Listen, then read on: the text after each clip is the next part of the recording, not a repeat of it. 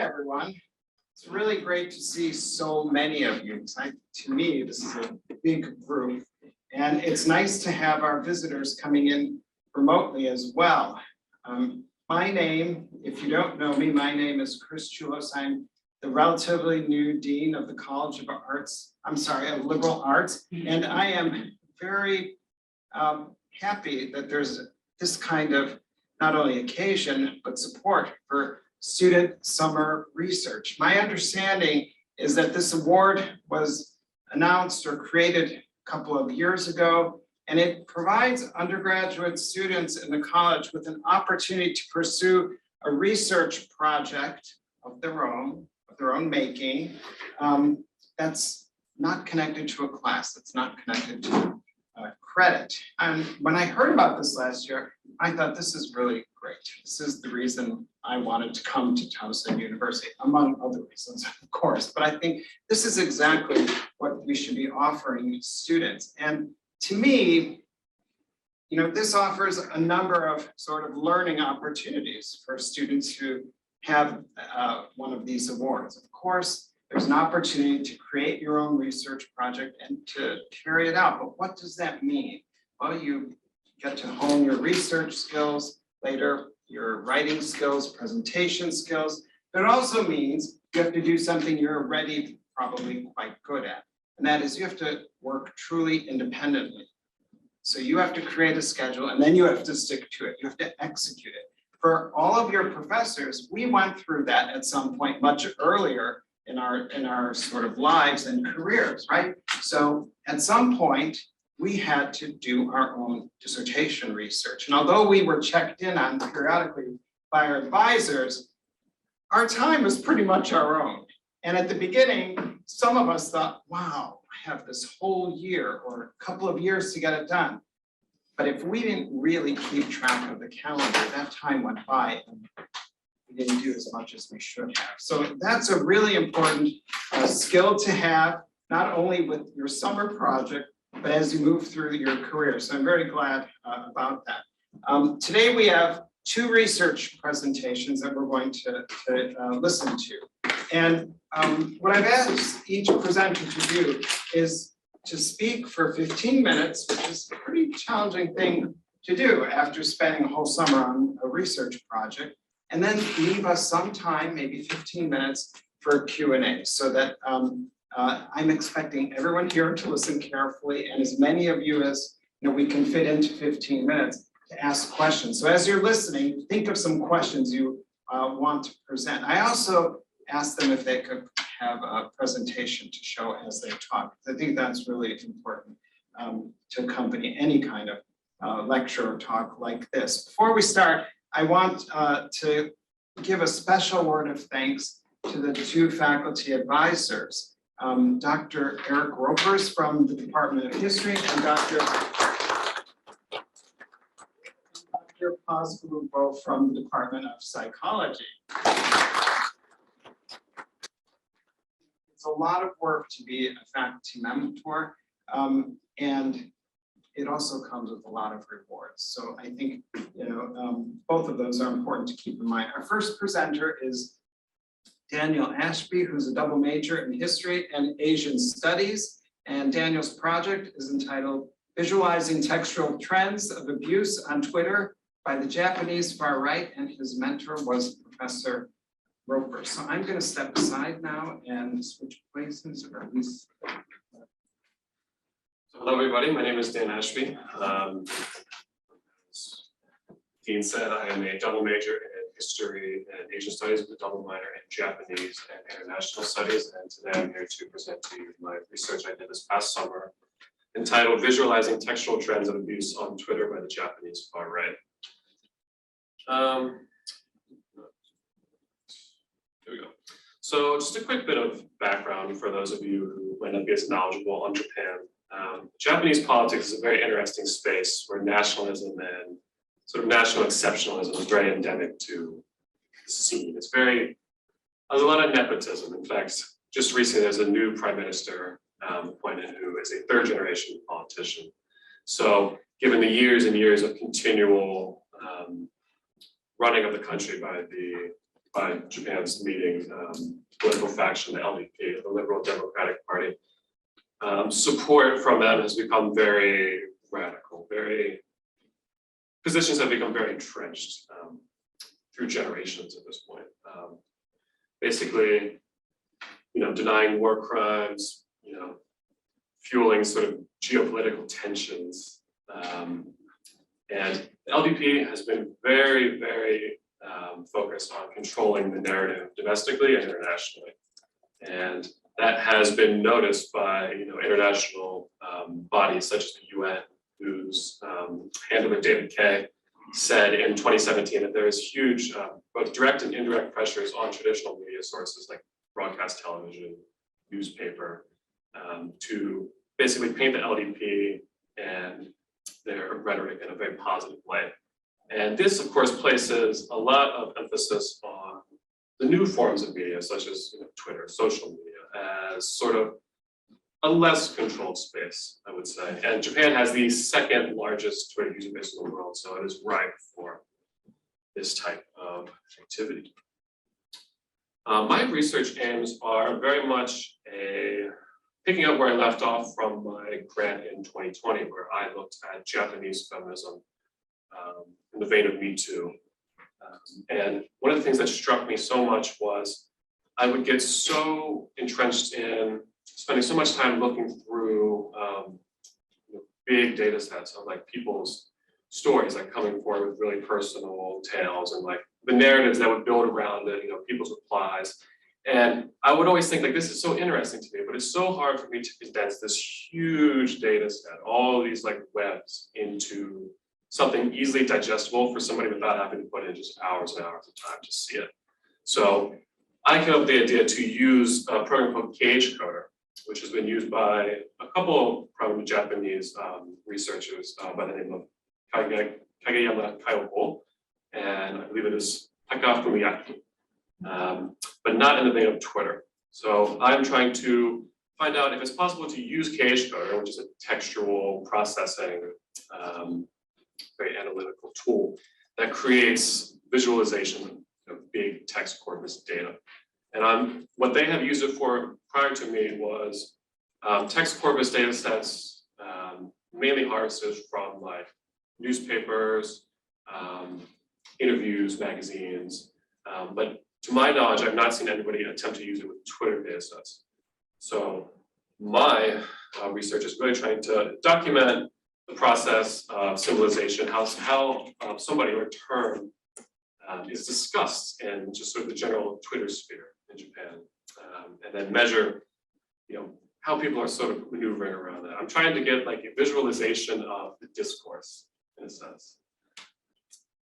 The methodology is really, it may be a bit paradoxical depending on what preconceived notions you brought here about the internet and data. Data is a bit volatile when it comes to Twitter. Yes, it is probably stored somewhere, but in terms of a researcher being able to access it, it is quite hard if somebody decides to delete their account or put their account on private. So it was very important that we and Dr. Roper's preserve these data sets by pulling them into a program called Twin and cleaning them to basically avoid sort of false positives in Cage Coder, where they would find trends with just jump words, not actually separated words in a larger sense. And to do that, and to also add a little bit of academic precedent to my work, I use one of Cage Coder's features called a coding rule, and I created a chart based on the work of the two prior Cage Coder researchers, Kageyama and Taka.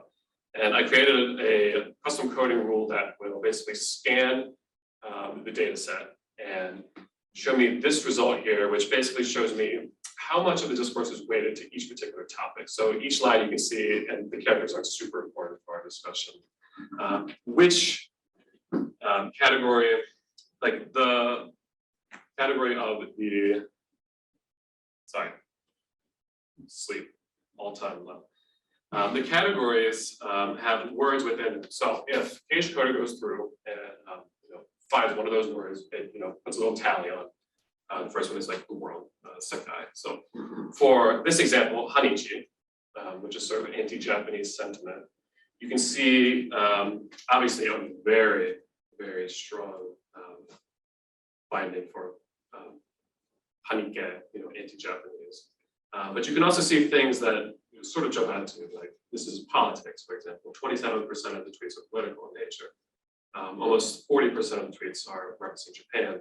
Interestingly, almost 27% of the tweets are referencing Korea and China at 8.62%. So there is, not only is it referencing Japan, but it's also referencing anti-Japanese sentiment in relation to other East Asian countries. So I used the Kageyama and Taka coding rule to basically get a sense at a glance of what these huge data sets contained, and then took the most promising results and further investigated.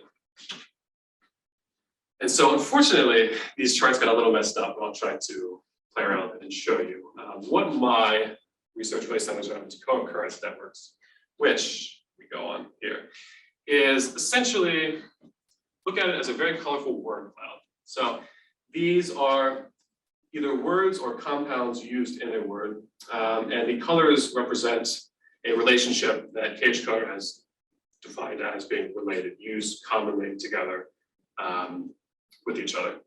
And the little lines show the strength of the relationship. The dotted lines are the weaker of the two, and you can see mostly those connect unrelated pairings to sort of a central word. And it's very important that in each of these data sets, I tried to find at least a few controls where it's very easy to tell that, okay, it is picking up on relationships that are quite obvious. Like, for example, this blue one, mass communication, news or information, media. Of course, those three would be used together. And so from that point, you can start to take a deeper dive into what some of these relationships are. And I use that in tandem with my second co-occurrence network. And this first one is called modularity. It's the color-coded one you can see here, and my second one is centrality. At a glance, centrality is basically showing the darker the word, the more central, the more prominent it is, the more, really the more central it is to the narrative as a whole, like the data set as a whole. So it is frequency weighted, but it is also trying to see a word that is connected more broadly to far groups will have a higher prominence. So as you can see for this one, the most prominent word of this data set is Nihon, Japan. So I ended up selecting two keywords to do my research on. It is Nippon Kai, which is a nationalist Japanese political group that has a lot of members in Japan's largest political assembly, the Diet. So a very prominent, well-discussed group, Nippon Kai. And I also used a keyword, Hanichi, anti-Japanese. So I tried to go at it from two ways. I tried to go at it from what is discussion just broadly using a keyword, and what is discussion centered around like a proper noun, like a group, like a person. So what I found was Hanichi was sort of what I came into the project thinking might happen. You put in this word and relationships start to appear pretty quickly. Obviously, I'll try to walk you through it a little bit. The yellow one you can see it sort of centers around Korea, this is, and then you have the prefix for Korea and Japan, and then you also have like kanke, relation. So people talking about Japan and Korea in relation to each other, and then you go down a little bit. Koku, country, Kyoiku, education, Rikishi, history. What I found very interesting about this is sort of highlighting that discussion around Hanichi is actually still referencing a very, I don't know if you would call it dated, but a couple of decades old controversy around historical revisionism and a Japanese group called the Society for New Textbook Reform, basically whitewashing Japanese war crimes, trying to put Japan in a more positive light in the context of World War II. So interestingly, Hanichi is still being used very, very often in the context of discussing the Textbook Reform Society. So presumably, given the other relationships that you can see here, including Ito, Iu, Japanese person saying Nihonjin, Japanese person. the discussion is still alive today, even decades after the fact. People are still, relitigating what exactly historical revisionism means to Japan. Is it even historical revisionism? So on and so forth. And this is sort of an interesting way to, you can start to see, these little like discussions branching off of a larger group, a larger keyword. How is this word being used? In what context is it being used? And so this is just one of the most prominent ones that I identified. And then obviously the most central words to this, as you would guess, Japan, and also diet member. This one is diet member, and then this one is Korea, because a lot of the war crimes being whitewashed in this historical revisionism is, of course, crimes against Korea. For Nippon Kaigi, I came into this with sort of the preconceived notion from my prior research that likely what I would find is sort of far-right users, grandiosely talking about Nippon Kaigi from the first person. In actuality, what it seems to be from the research is mostly people criticizing Nippon Kaigi from the third person. So what you'll see here is one of the controls immediately jumped out to me because you have cult and group. Very unlikely that they would refer to themselves like a cult group in the first person. And then you have other interesting things like human rights, politician, and of course, this is the name of the dominant faction of Japan, the LDP. This is Abe, the former prime minister, politics, political influence, so on and so forth. So it's people discussing Nippon Kaigi in the context of the former prime minister and sort of his influence on sort of setting the tone for nationalism in Japan, for lack of a better descriptor. And I was just shocked, to be honest, to see the cult group pop out just instantly to me. Sort of it shattered my expectations for what I would find. And of course, the centrality is probably what you would expect. The LDP, Abe, Kokumin, which is the people, like the people of the country of Japan, and let's see, Kempo, the constitution, the Japanese constitution, which the Nippon Kaigi has been trying, thankfully in vain, to alter in some ways. So what did I learn from this? There's sort of an inherently critical nature of proper noun keyword searches that I did not flag in my initial hypothesis. I find this very interesting in terms of future research because it means you can kind of target the type of narrative you want to explore based on using a proper noun that this group would really be, not pleased with, for lack of a better word, very willing to argue about it on Twitter. And of course, controversial debates are still living even on issues that long predate social media, long predate Twitter. They're still being discussed and relitigated today in new forms of media. And one thing I did not do is it was the combination of keywords, proper noun group names, and specific users leads us to what could be very fascinating results. And I just have one example here that has a few things that jump out immediately. Japanese person, hate, discrimination, foreign country, crime. This is a bit less clean in terms of differentiating where the discussion is because it's a lot harder to gauge general sentiment on something that's being collated from three very, very different sources. So I felt that there was a lot of noise that I personally did not have the time to clean up and verify. But I feel as though this is a very promising direction to move forward in the future. Sort of looking at different sources of data, collating them and evaluating them through KHCoder in a similar way. So these are my sources.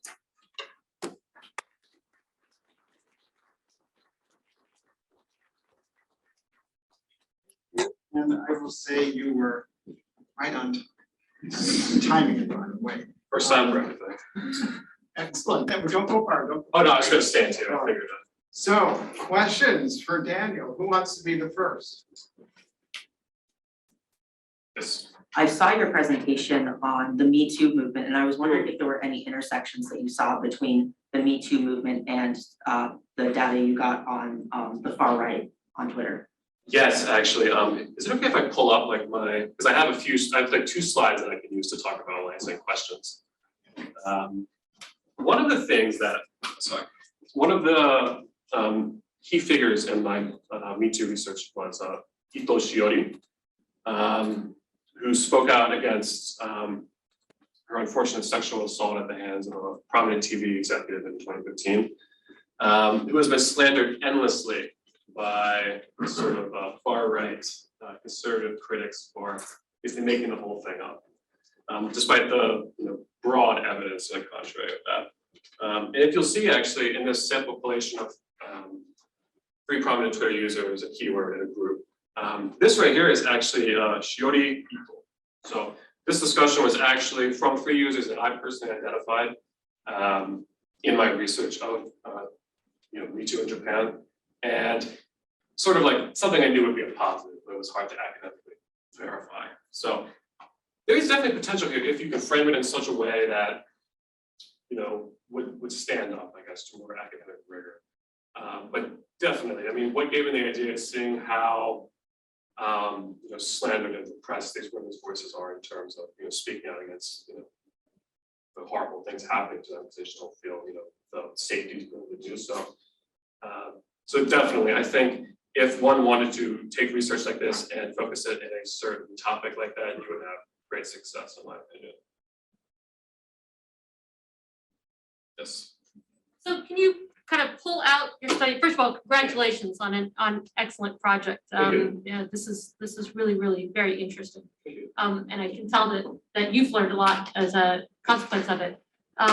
But now I kind of want to pull back a little bit more. So if I were to look at your study, what would you tell me? Here's what you can learn about Japan, whether it's its politics, its culture, or its history. What are the most important things you learned about Japan from this project? So me or the prospective reader, you would say? You. Okay. You individually. Or you can answer it both ways. Feel free. Yeah. For me personally, I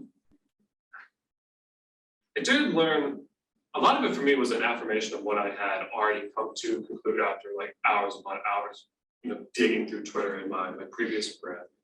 I think what surprised me is I had sort of, viewing a topic that was inherently recent, Me Too, just sort of assumed that most of the discussion on Twitter in Japan was perhaps naively focused on things more recent. The people that would have an interest in historical revisionism would probably have to be the people, arguing with Twitter.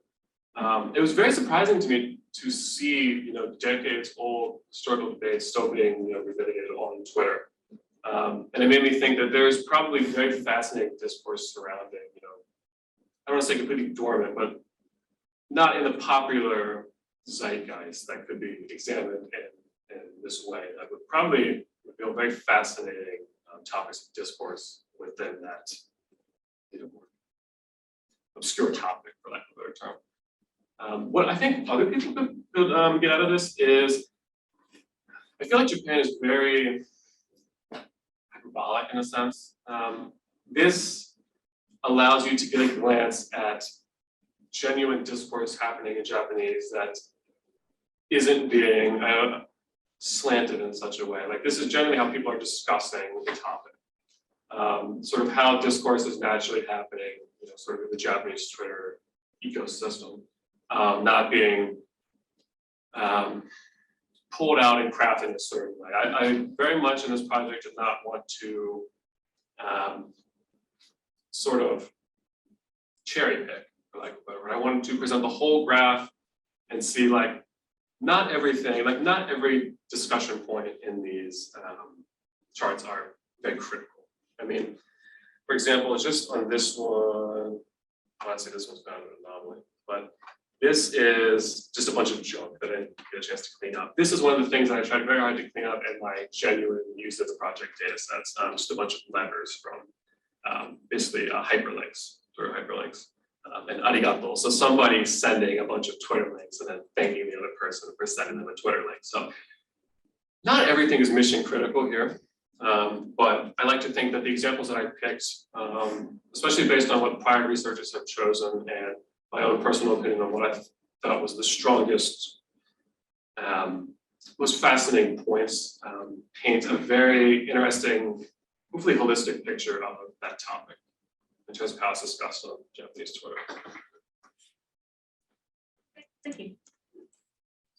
Yeah, I got two questions. Yes. First is you provided a kind of like a panoptical view of these tweets.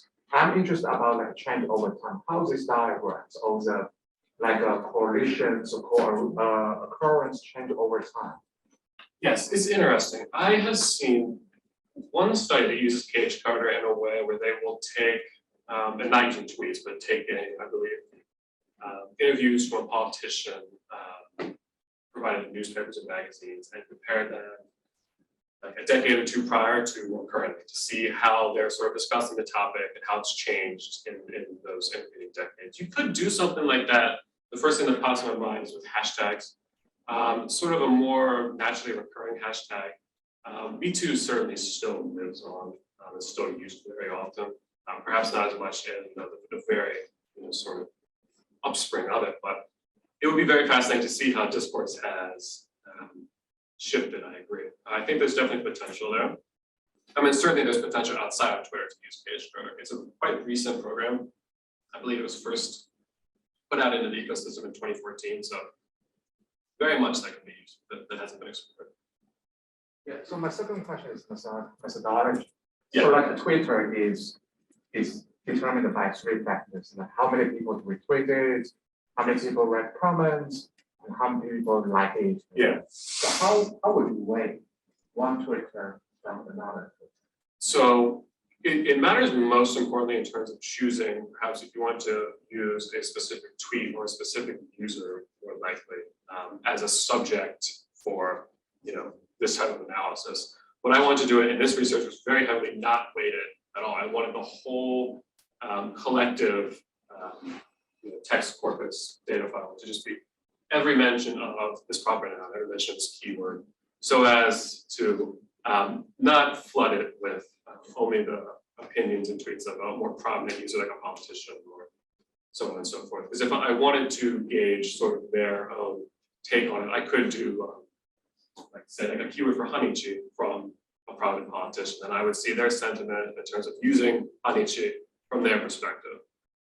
So there are ways to centralize it. I tried very hard to not weight it in this research. So I guess in terms of, I guess kind of like this particular software, this particular research methodology, could you use it in like with other sites other than Twitter, kind of track information, where it's coming from and kind of into what is out there? So if you're looking into like, I assume misinformation is also prominent in the far right in Japan, so. Yeah. It's, to be honest, Cage Carter, and it is usable in English. It is created by a Japanese professor who is bilingual. So the second user interface is in English if anybody wants to download it and use it. It is very rudimentary in terms of that it just processes raw textual data. So if you feed it, words and collate it using the software itself, it will spit you out results. It is not very good at identifying the source of the data. Like you basically find the data you deem relevant enough to research and feed it to Cage Carter, but it's definitely not intelligent enough to determine where it came from and such, unfortunately. So I have a question about your data. Yes. So you search the term Hanichi and then use all the tweet that included the term in your analysis. Yes. So I'm wondering, because your research is about nationalism and nationalists using the Twitter as the medium, but it could be that other people, just random Japanese person, can be having that term in relation to maybe some kind of news or something. Yes, exactly. Okay. Like, is there any way for you to focus on it? I guess it's hard to identify individuals who are known to be, the outright or something. Yeah. Because I think that may be the reason some of the findings included things that are not very relevant. Yes. It sort of gets into like a cat and mouse game of how far do you want to narrow the processing. There's a lot of options PH code gives you in terms of narrowing focus, the most rudimentary of which is in terms of frequency of results. So I try to weight it very heavily towards, the more frequent something is being said, relationally, that will sort of rise to the top in a sense. It is possible to, I think probably the best way to do it is sort of invert it. If you wanted the more, I guess, wild card assessment to see the more fringe candidates, you can make these charts huge, like just, huge, like, I think it's quite endless almost how many, bubble relationships you can put. So if you really wanted to, you could make a huge bubble that might take days or weeks to process, and then zoom in and see the little fringe relationships that pop up. The problem is the less data that is fed, like the less instances, the less certain it is that there's a relationship, and the more fuzzy it gets, the further out it goes. So I tried to keep it to very frequent uses that solidified the connection that KH coder was interpreting. What was the date range of the data pool? So these were all tweets in 2020. And this was mainly done, honestly, as a storage and hardware constraint, because if you were to type in something, I mean, if you typed in every tweet that said Nihon, like Japan on Twitter, it would be like, it might be approaching terabytes of like raw text data. It would be impossible to process. So we solidified like a hard bounds of any tweet said in 2020 using these guidelines. It is better.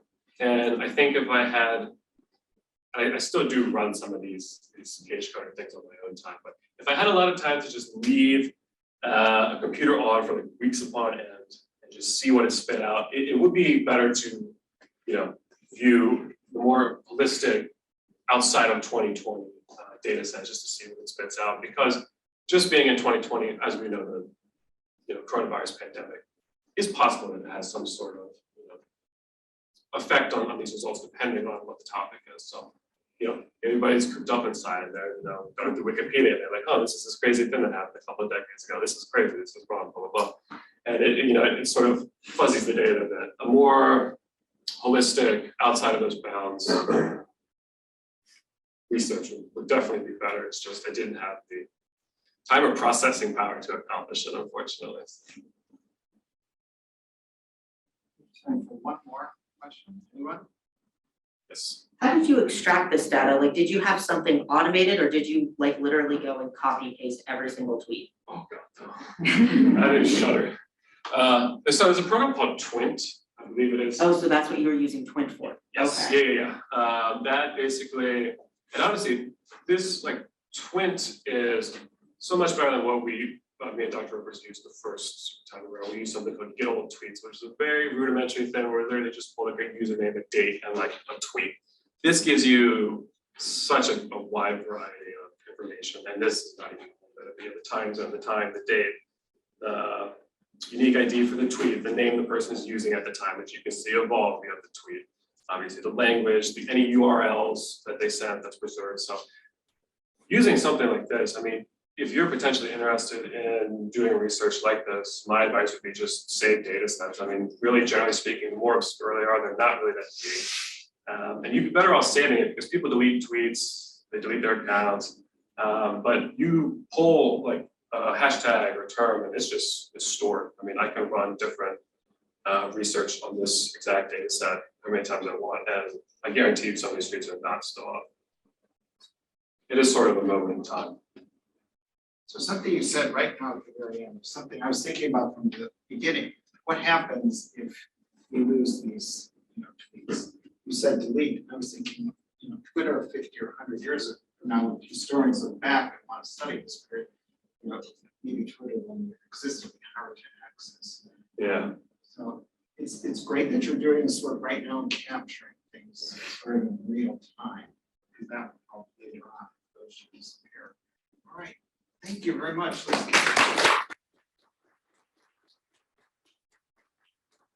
Let's say while we're switching speakers that if there's anyone in this room who's interested in one of those summer research awards from the Dean's Office. You can go on our college web page and look under student resources. It tells you when the deadline is. It's in the spring semester, it'll be early, I think before spring break. I can't remember right now, so I don't want to give you the wrong date.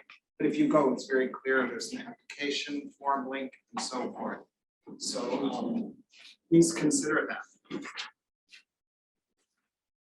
You might wonder why I'm timing. So the faculty members who are in the room know that at academic conferences, there's always, there are panels, right? There are maybe 2, 3 professors who give a paper, there's a discussant usually, and then there's a chair. The chair's job is basically to make sure everything runs on time. One of my favorite roles, although I presented many, many papers, was to be the chair, because I was so tired of going to panels where people went over and they didn't finish on time and it took away from discussion. So that's why I'm timing. Sorry, Yes, sir. okay. So our second speaker, who's faculty mentor is Dr. Pascalupo. Our second speaker is Samuel Smith. Oops, I'm sorry. Let me start again. We've got to deal with the microphone.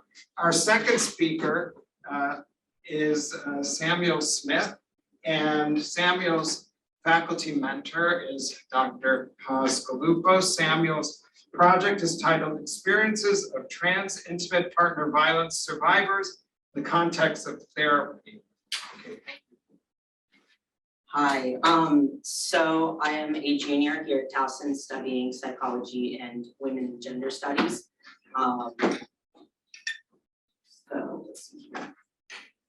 The purpose of our project was to look at specifically the hostile and negative experiences that transgender intimate partner violence survivors experience in therapy.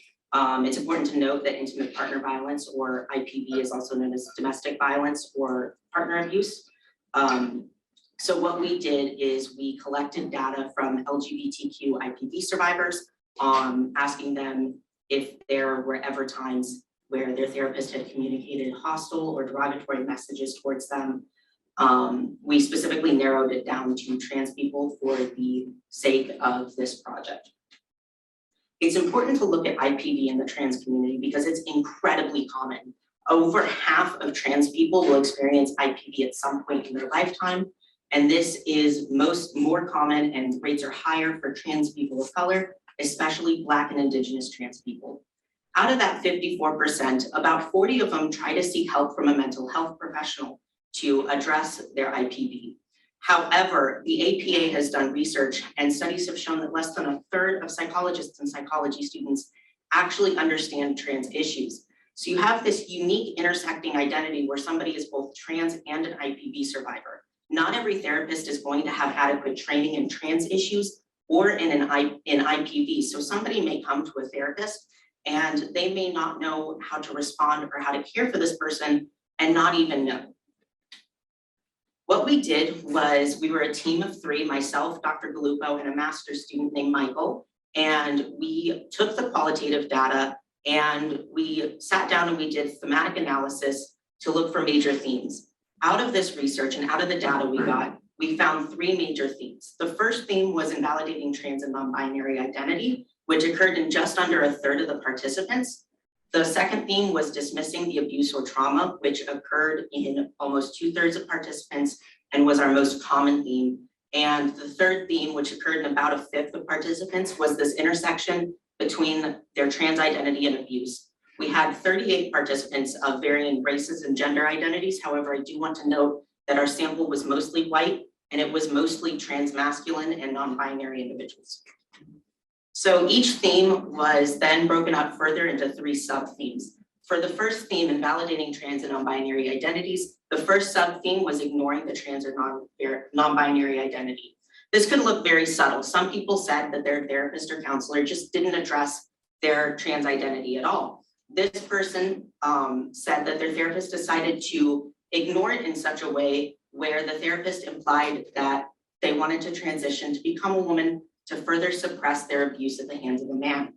Our second sub-theme was invalidating trans or non-binary identities. This could look like the ignoring trans or non-binary identities. However, it was often more obvious and not as subtle as just leaving it alone.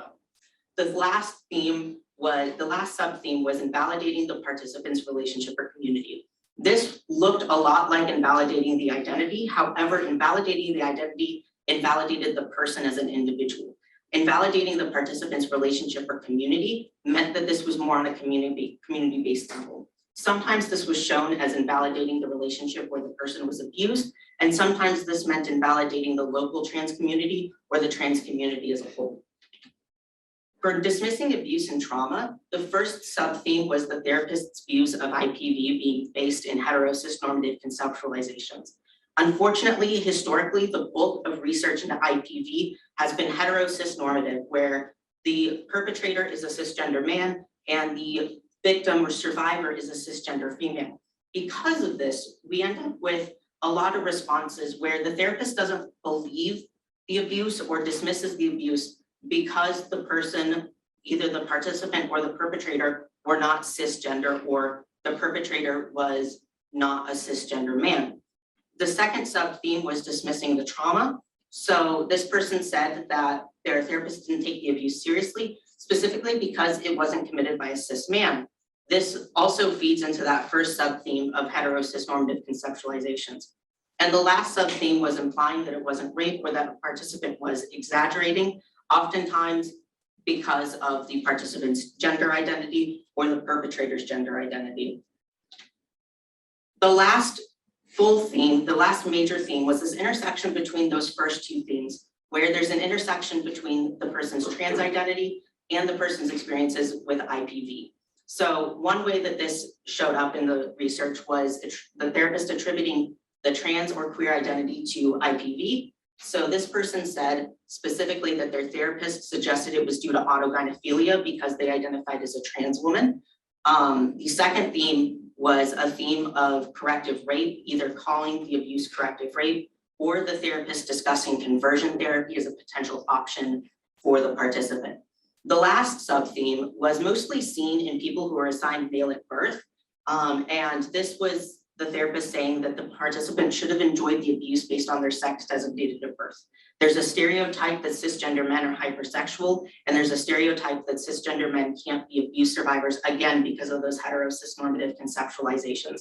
Because of this, many trans women said that their therapist said they should have enjoyed the abuse because they presented as male at the time or for other reasons related to masculinity.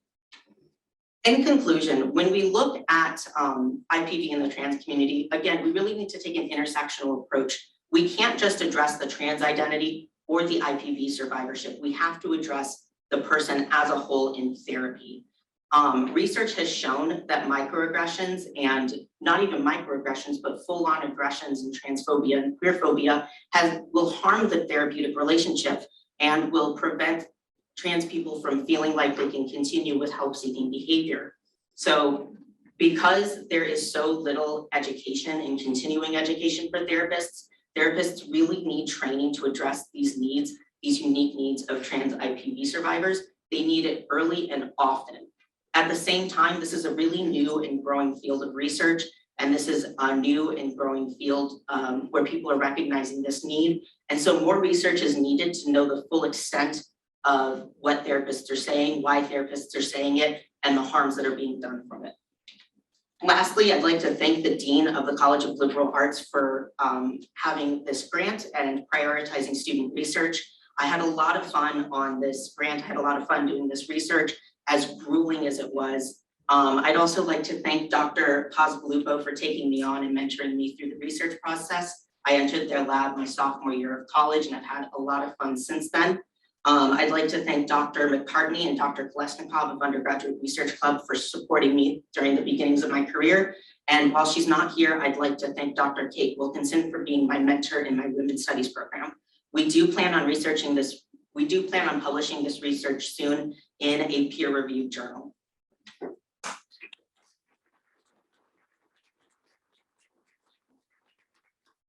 Thank you very much. Said something toward the end that I really think needs emphasizing, and that is research can be fun.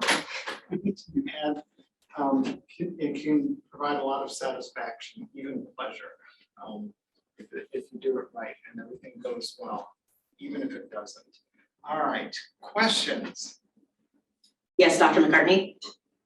So first, Samuel, great job on this work. I've been hearing about it at different points, but it's really good to see how it's coming together. I'd also like to let people know that Samuel is actually the president of our undergraduate research club. And anyone who would like to get involved in the club can talk to him afterwards, because we have a meeting on Tuesday now. Please do. It's for people in any discipline. But my question is of course, a lot of what you present is very disturbing. Yes. So two things, it's interesting that you're calling it fun when it's disturbing, but it is fun to uncover where the problems are, right? In a way, some people may be like, wait, how is that fun given the topic? But I do understand that. I got it. But you know, again, very disturbing outcomes. So two questions. One is that APA study that you used, about 27% of psychologists and psych students didn't understand transgender issues, is from 2009. I'm wondering if the APA is looking at doing an update. I wonder if there have been changes. Hopefully, I'm hoping those percentages have gotten better, but I'm worried that they haven't gotten good enough. And so A, that, and then B, what advice do you have, what recommendations do you have for resolving this problem? So I'm unaware of any changes that the APA has made in terms of researching this issue. I know the APA has gotten better as a whole organization in addressing trans needs. However, I will say this as an APA member, I have seen very little in terms of IPV in general from the APA, and I have seen nothing in terms of IPV in the trans community.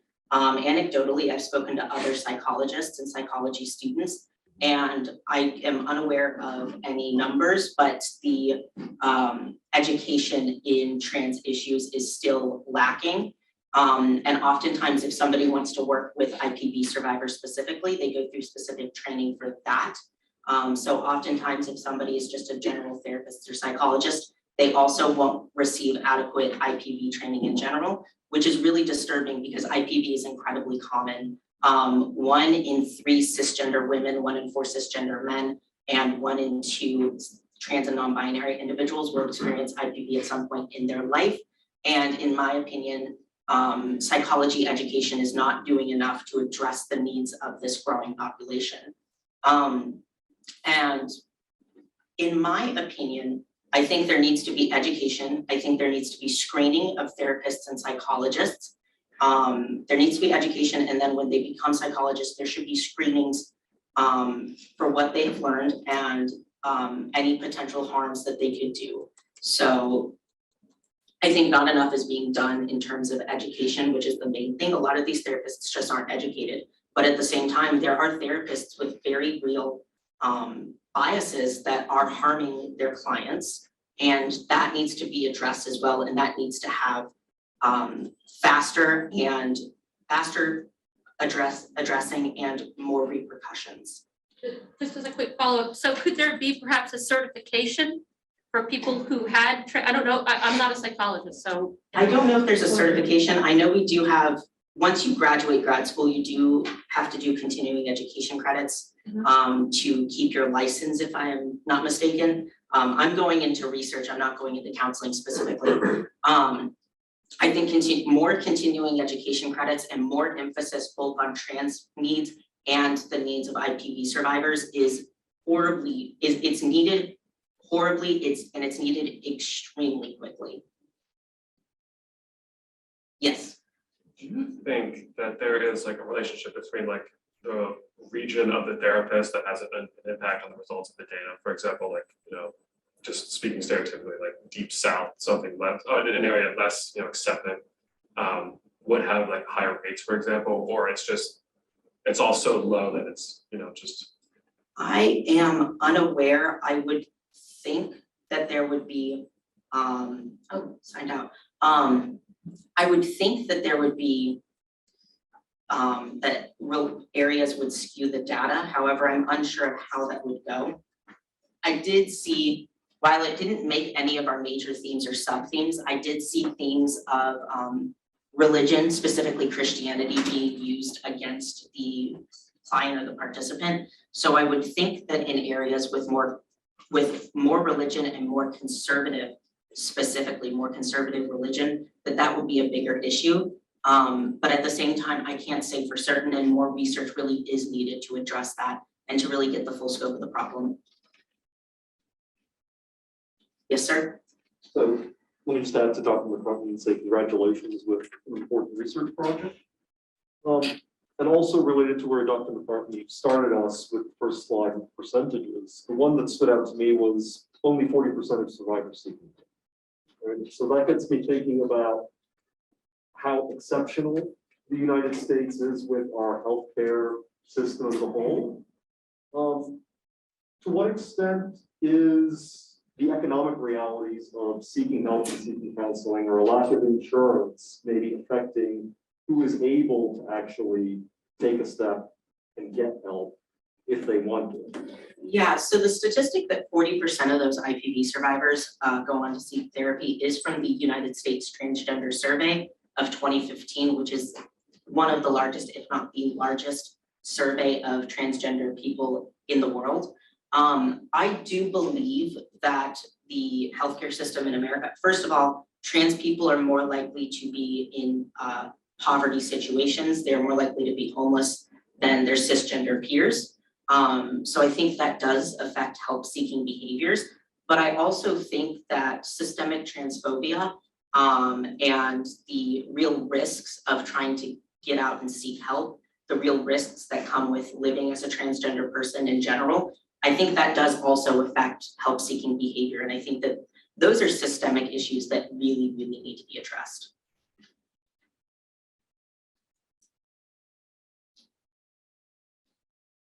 Yes. It's more of a comment. Congratulations on this wonderful project. I was just, I don't know, like I cannot imagine how being traumatized from the violence and then going to seek help and then be traumatized by the person people trust.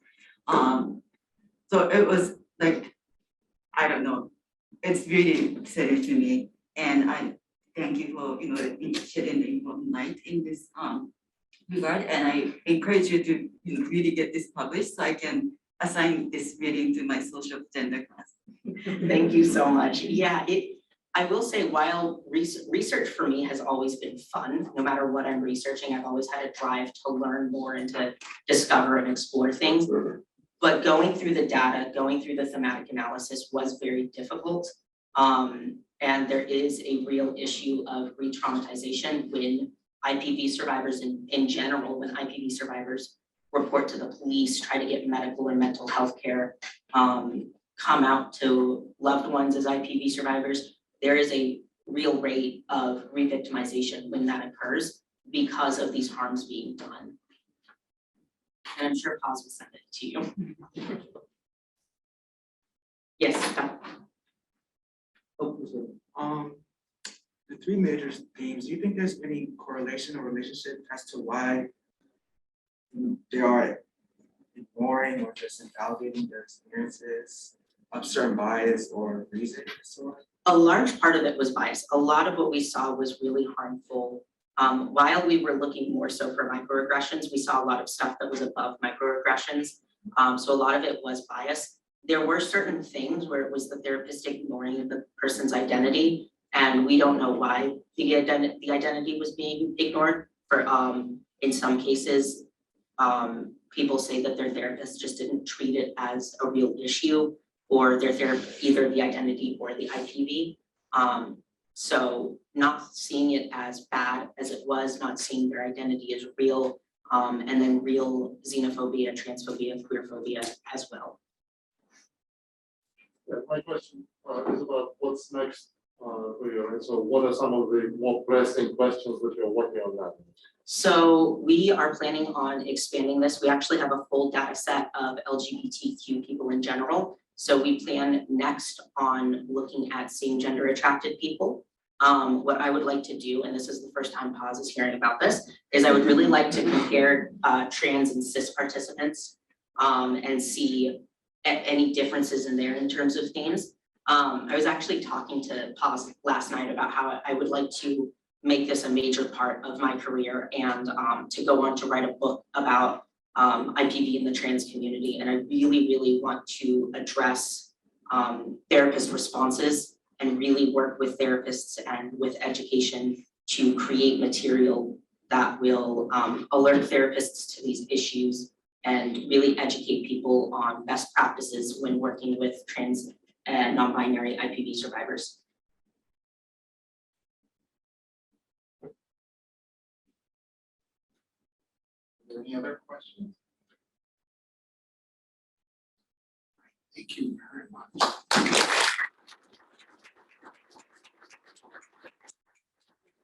Remember the deadline for the application for next summer. It's the second Friday in March. So if you're so inclined, please consider applying for that. I was telling some people before, and to me this was like a prize at the end of the week. It's really fantastic.